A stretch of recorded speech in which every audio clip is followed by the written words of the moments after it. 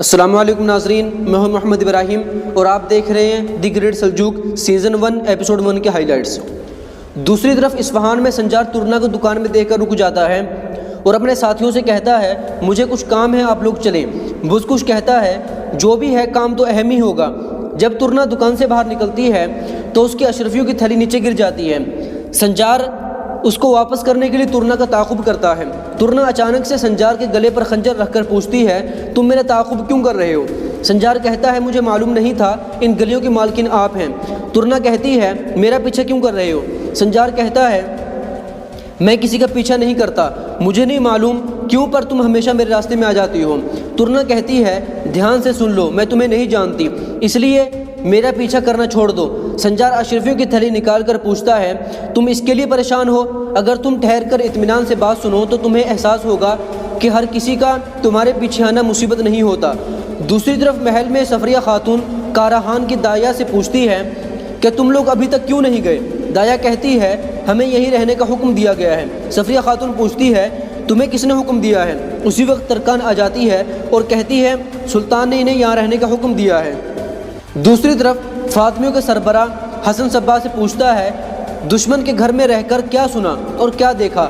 حسن صبا کہتا ہے کہ ہم نے اپنے فدائیوں کے جسموں پر جو نشانات چھوڑے تھے وہ کارآمد ثابت ہوئے۔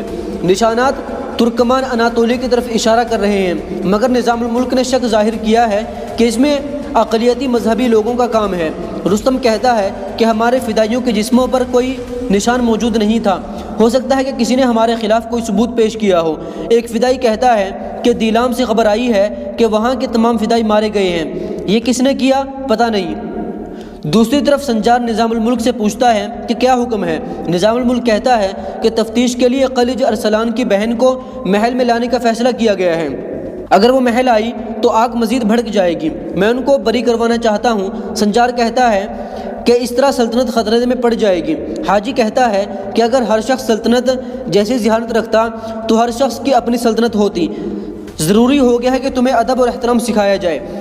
دوسری طرف ایک فدائی کہتا ہے کہ اگر ہم شیطانوں کے ہتھے چڑھ جائیں تو ہم نظام الملک اور ملک شاہ کو مٹا کر رکھ دیں گے۔ سربراہ کہتا ہے کہ حاجی اور ملک شاہ کو زندہ رہنا ہوگا تاکہ حسن صبا محل میں ترقی حاصل کر سکے، ہمارا ہدف سلطنت کے اعلیٰ سطح کے لوگ ہیں۔ دوسری طرف حاجی سنجار کو اپنے خفیہ ٹھکانے پر لے جاتا ہے جہاں اس نے اپنے جاسوسوں کا ٹھکانہ بنایا ہوتا ہے۔ اس جگہ جا کر سنجار کہتا ہے کہ یہ کیسی جگہ ہے؟ حاجی ایک کبوتر کے پنجے سے مکتوب نکال کر سنجار کو دیتا ہے اور کہتا ہے کہ پڑھو اس میں کیا لکھا ہے۔ سنجار اس میں ایک تاجر کے متعلق پڑھ کر حیران ہو جاتا ہے۔ پھر حاجی اس کو دوسرا مکتوب دیتا ہے، اس میں قسطنطنیہ کے متعلق خبر ہوتی ہے۔ حاجی کہتا ہے کہ تمہیں کیا لگتا ہے کہ سلطنت صرف محل کے اندر ہی نظر رکھتی ہے؟ غور سے دیکھو، سلطنت کی باہر بھی ہزاروں آنکھیں ہیں۔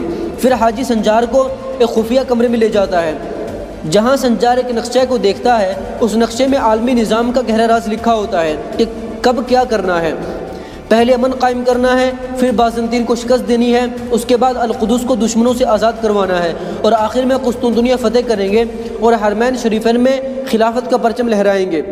حاجی کہتا ہے ہمارا ہدف اگلے 40 سال ہیں۔ سلطنت پچھلے 1000 سال کا مطالعہ کرتی ہے اور پھر اگلے 1000 سال کی منصوبہ بندی کرتی ہے۔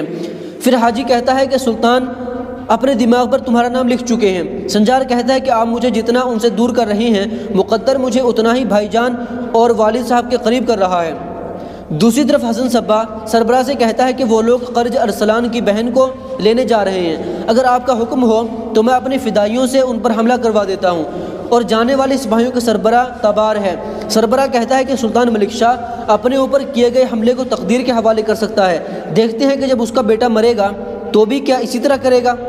دوسری طرف تابار کی بیوی اس کو کہتی ہے کہ سلطان نے آپ کو یہ مہم دی ہے، اس کا مطلب ہے کہ ان کا آپ پر اعتماد مکمل ہے۔ تابار پوچھتا ہے کہ کیا آپ کو کوئی شک ہے؟ اس کی بیوی کہتی ہے کہ بالکل نہیں، کچھ لوگوں کو آپ کی ترقی سے جلن ہوتی ہے، آپ کے اور سلطان کے درمیان فتنہ بونے کی کوششیں کرتے ہیں۔ تابار کہتا ہے کہ تم بالکل فکر نہ کرو، کسی کی بات کی کوئی اہمیت نہیں ہے۔ تابار کی بیوی کہتی ہے کہ ترکان کو ہلکا مت لیں، اس کا ولی عہد نہ ہونے کی وجہ سے وہ محل کو اپنی مٹھی میں کرنا چاہتی ہے، اللہ نہ کرے اگر بیٹا پیدا ہو گیا تو وہ محل کو سر پر اٹھا لے گی۔ تابار کہتا ہے کہ اگر ایسا کچھ کرے گی تو بدلہ بھی ایسا ہی پائے گی۔ دوسری طرف باطنی اپنے فدائی کو خبر دیتے ہیں کہ تابار ایلچن خاتون کو لینے آ رہا ہے۔ وہ فدائی ایلچن کے قبیلے میں باطنی جاسوس کے طور پر موجود ہوتا ہے۔ وہ خبر پڑھ کر کہتا ہے کہ آؤ تابار، تمہاری جان لے کر باطنی مقصد کی بہت بڑی خدمت سر انجام دوں گا۔ دوسری طرف سنجار اور اس کے ساتھی محل میں داخل ہوتے ہیں اور سلطان کا وفادار ساتھی کمج سلطان کو خبر دیتا ہے کہ خاص محافظ آ گئے ہیں۔ سلطان تبار سے کہتا ہے کہ آپ کے ساتھ خاص محافظ بھی جائیں گے اور ان کا سربراہ میرا سب سے بھروسے مند شخص ہوگا۔ تبار کہتا ہے کہ جو حکم میرے سلطان۔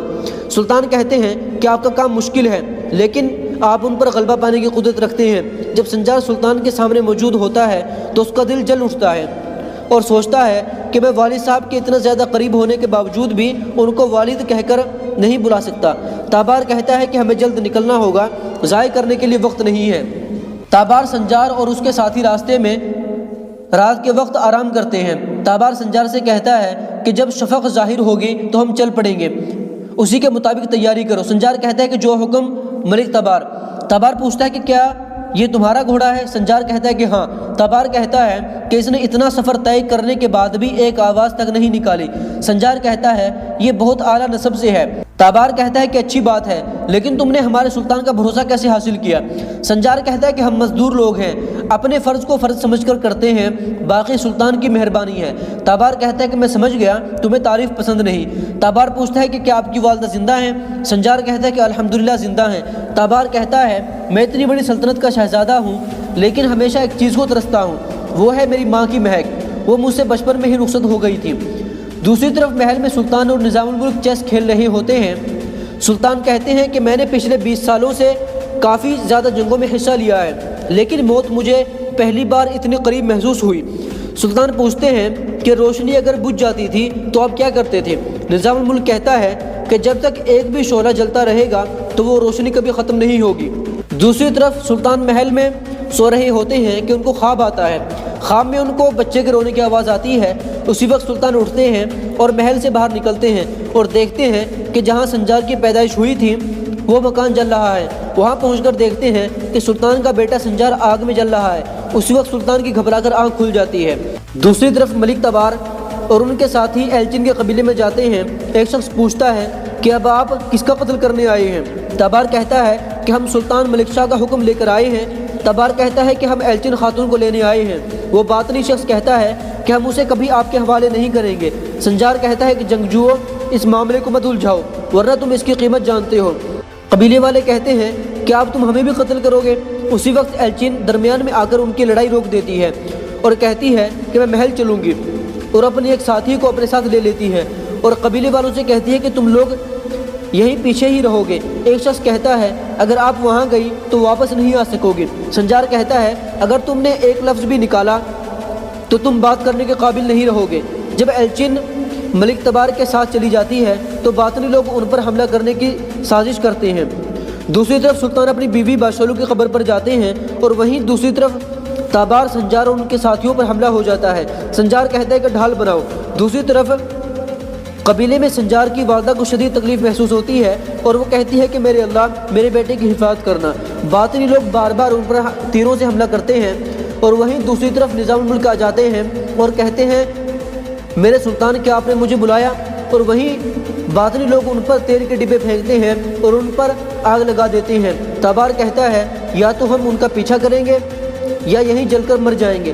دوسری طرف سلطان نظام الملک سے کہتے ہیں میرا دل جل رہا ہے، بتاؤ میرا بیٹا کہاں ہے؟ بس یہی اس قسط کا اینڈ ہو جاتا ہے۔ اب اگلے ایپیسوڈ یعنی قسط نمبر 2 کی سٹوری دیکھیے اگلے پارٹ میں۔ آگے کی سٹوری دیکھنے کے لیے ہمارے چینل کو سبسکرائب کریں، ویڈیو پسند آنے کی صورت میں ویڈیو کو لائک کیجیے، اپنے دوستوں کے ساتھ شیئر کیجیے، کمنٹ باکس میں اپنی رائے کا ضرور اظہار کیجیے گا۔